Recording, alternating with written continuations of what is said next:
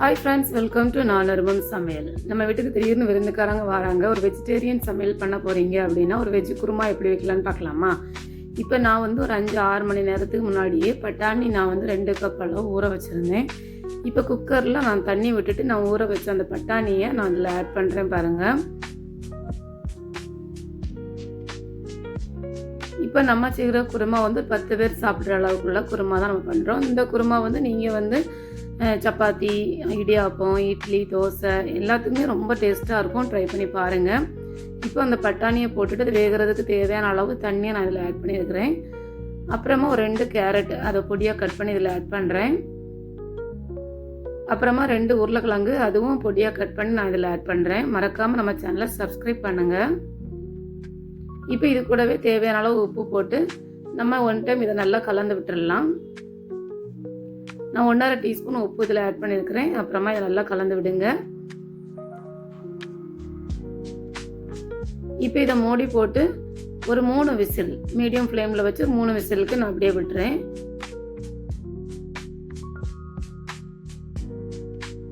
அப்புறமா வந்து நான் இப்போ ஒரு கடாயில் ஒரு 2 கைப்பிடி அளவு தேங்காய் நான் எடுத்துருக்கிறேன், அரை மூடி தேங்காய். அதுக்கப்புறம் வந்து ஒரு 10-12 வெள்ளைப்பூண்டு, ஒரு சின்ன துண்டு இஞ்சி அதுவும் பொடியாக கட் பண்ணி இதில் ஆட் பண்ணுறேன். அப்புறமா ஒரு 4 ஏலக்காய், அப்புறமா கொஞ்சமாக சோம்பு ஒரு அரை டீஸ்பூன் ஆட் பண்ணுறேன், பெருஞ்சீரகம், அதுக்கப்புறமா பட்டை, கிராம்பு, அந்த ஸ்டார் பூ இது நான் இதில் ஆட் பண்ணுறேன். அப்புறமா கொஞ்சமாக கருவேப்பிலை. இப்போ இதை நல்லா வறுக்கலாம். அந்த கலர் சேஞ்ச் ஆகி வரணும், நல்லா வாசனையாக இருக்கும். வறுக்கும்போது ஆயில் எதுவுமே விடாமல் தான் நான் வறுத்துட்டு இருக்கேன். நீங்கள் ஆயில் வேணும்னா நீங்கள் ஆயில் விட்டு நீங்கள் இதில் வறுக்கலாம். தேங்காய் எண்ணெய் விட்டு வருங்க, நல்லாயிருக்கும். பாருங்கள், இந்த அளவு அது நல்லா கலர் சேஞ்ச் ஆகி வரணும். இப்போ இந்த டைமில் நம்ம இதில் மசாலா ஐட்டங்களையும் இதிலே சேர்த்துடலாம். இப்போ ஒரு அரை டீஸ்பூன் அளவு மஞ்சள் தூள் நான் இதில் ஆட் பண்ணுறேன். அப்புறமா காரத்துக்கு ஏற்ப மிளகாய் தூள் இதில் ஆட் பண்ணிவிடுங்க.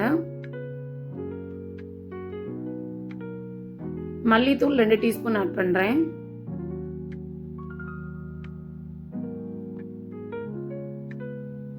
அப்புறமா Kashmiri chilli powder 1 spoon add பண்ணுறேன்.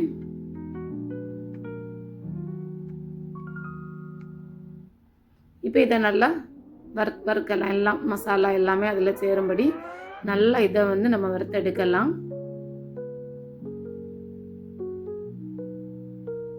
பாருங்கள், இப்போ இது நல்லா வறுப்பட்டாச்சு. இதை நம்ம அப்போ ஆற வச்சிடலாம். இப்போ நம்ம குக்கரில் அந்த ஏரெல்லாம் நல்லா ரிலீஸ் ஆன பிறகு அதை ஓப்பன் பண்ணலாம். பாருங்கள், பட்டாணி, கேரட்டு, உருளைக்கிழங்கு எல்லாமே நல்லா நமக்கு வெந்து வந்திருக்கு. பாருங்கள், அதை ஒருக்கா நல்லா கலந்துட்டு நான் காட்டுறேன் உங்களுக்கு. பாருங்கள், இந்த பட்டாணி எந்த அளவுக்கு வந்திருக்கு பாருங்கள். இப்போ இந்த டைமில் நம்ம என்ன பண்ண போகிறோன்னா, கொஞ்சமாக ஒரு பட்டாணி நான் வந்து தனியாக ஒரு பாத்திரத்தில் நான் எடுக்கிறேன். பாருங்கள், இது எதுக்குங்கிறத நான் பின்னாடி உங்களுக்கு சொல்கிறேன். நிறைய பேருக்கு இது தெரியும், இது எப்படி வைக்கிறதுன்னு தெரியும். ஆனால் பிகினர்ஸ்க்கு வந்து இது வந்து ரொம்ப யூஸ்ஃபுல்லாக இருக்கும். இப்போ நான் கொஞ்சம் பட்டாணி, அதுலேருந்து அந்த கொஞ்சம் கேரட்டு எல்லாமே அதில் வந்திருக்கு. நான் அது கொஞ்சம் எடுத்து வச்சுருக்கிறேன். இப்போ நம்ம வந்து வறுத்த தேங்காய் எல்லாமே நல்லா ஆறின பிறகு நம்ம மிக்ஸி ஜாரில் இதை நம்ம ஆட் பண்ணி இதை இப்போ அரைச்சி எடுக்கலாம். கொஞ்சமாக தண்ணி, நம்ம வறுத்த அதே பேன்லேயே கொஞ்சம் தண்ணி விட்டு அதையும் நான் இதில் ஆட் பண்ணுறேன். இப்போ இது மூடி போட்டு நம்ம அரைச்சி எடுத்துடலாம். பாருங்கள், இந்த அளவுக்கு நம்ம அரைச்சி எடுத்துட்டோம். இதை இன்னொரு பாத்திரத்தில் நம்ம ட்ரான்ஸ்ஃபர் பண்ணிவிட்டு இப்போ நம்ம எடுத்து வச்சுருந்தோம்ல கொஞ்சம் பட்டாணி அந்த இதெல்லாம் நம்ம இதில் ஆட் பண்ணலாம். இந்த கேரட்டு, பீட்ரூட் எல்லாமே நம்ம இதில் கொஞ்சம் ஆட் பண்ணி இதுவும் ஃபைன் டேஸ்ட்டாக நம்ம அரைச்சி எடுத்துடலாம். இதை நீங்கள் அது கூட சேர்க்கும் போது இந்த டேஸ்ட்டு வேறு லெவலில் இருக்கும். ட்ரை பண்ணி பாருங்கள். அப்படியே நம்ம ஹோட்டலில் சாப்பிட்ற அதே டேஸ்ட்டில் நமக்கு கிடைக்கும். பாருங்கள், இது மாதிரி நம்ம அரைச்சி எடுத்துட்டோம். இதுவும் அந்த தேங்காய் கூட நம்ம ஆட் பண்ணிடலாம். இப்போ நான் ஒரு கடாய் வச்சுருக்கிறேன். அதில் ஒரு 3 டீஸ்பூன் ஆயில் விடுறேன். நிறைய நம்ம பண்ணுறதுனால ஒரு 3 ஸ்பூன் அதில் ஆயில் ஆட் பண்ணுறேன். அப்புறமா வந்து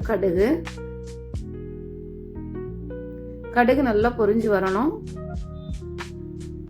கடுகு நல்லா பொரிஞ்ச பிறகு தான் நம்ம கருவேப்பிலை இதில் ஆட் பண்ணணும். நான் கருவேப்பிலை போடுறேன். அதுக்கப்புறமா ஒரு 2 பெரிய வெங்காயம் நான் கட் பண்ணி வச்சுருக்கிறேன் பொடியை, அதையும் இதில் ஆட் பண்ணலாம். அப்புறமா ஒரு 3 பச்சை மிளகாய் அதுவும் கட் பண்ணி நான் இதில் ஆட் பண்ணுறேன். இப்போ இதை நல்லா பொன்னிறம் ஆகுற வரைக்கும் நம்ம இதை நல்லா ஃப்ரை பண்ணி எடுக்கலாம், நல்லா வறுத்து எடுக்கலாம்.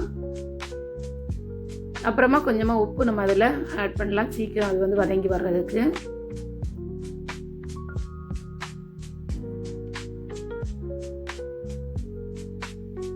பாருங்கள், வெங்காயம் நமக்கு நல்லா கலர் சேஞ்ச் ஆகி வந்துட்டு, இந்த டைமில் நான் ஒரு 3 தக்காளி அதுவும் பொடியாக கட் பண்ணி வச்சுருந்தேன், அதை அதில் ஆட் பண்ணுறேன். சின்ன தக்காளி, அதனால் 3 தக்காளி, பெரிய தக்காளியாக இருந்தால் 2 தக்காளி போதும்.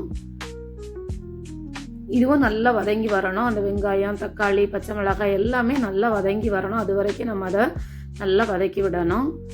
இதுக்கப்புறமா நம்ம வேக வச்சுருந்த பட்டாணி, உருளைக்கிழங்கு, கேரட் எல்லாமே இதில் நம்ம ஆட் பண்ணலாம். ஆட் பண்ணிட்டு அதுவும் நல்லா கலந்து விடுங்க ஒன் டைம்.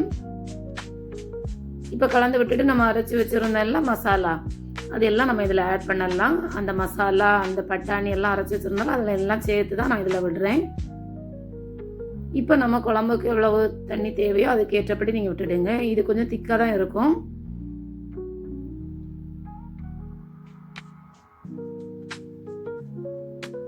இப்போ இதுக்கு தேவையான அளவு உப்பு இதில் ஆட் பண்ணிக்கிடுங்க.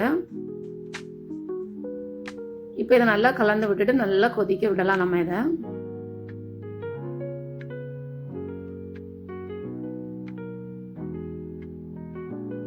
இதை அடிக்கடி கலந்து விட்டுக்கிடணும், அடியில் பிடிக்காம இருக்க வேண்டி.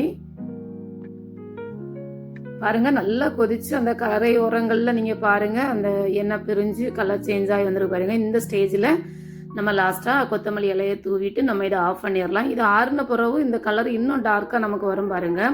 அதுவும் நான் வந்து இன்னொரு பவுலில் மாற்றின பிறகு நான் உங்களுக்கு காட்டுறேன். இப்போ நம்ம ஃபைனலாக கொத்தமல்லி இலையை போட்டுட்டு நல்லா கலந்து விட்டுட்டு ஸ்டவ் ஆஃப் பண்ணிடலாம். மறக்காமல் நம்ம சேனலை சப்ஸ்கிரைப் பண்ணுங்கள், லைக் பண்ணுங்கள், ஷேர் பண்ணுங்கள். இப்போ பாருங்கள், ஆறுன பிறகு ஒரு பவுலில் வச்சு காட்டுறேன்.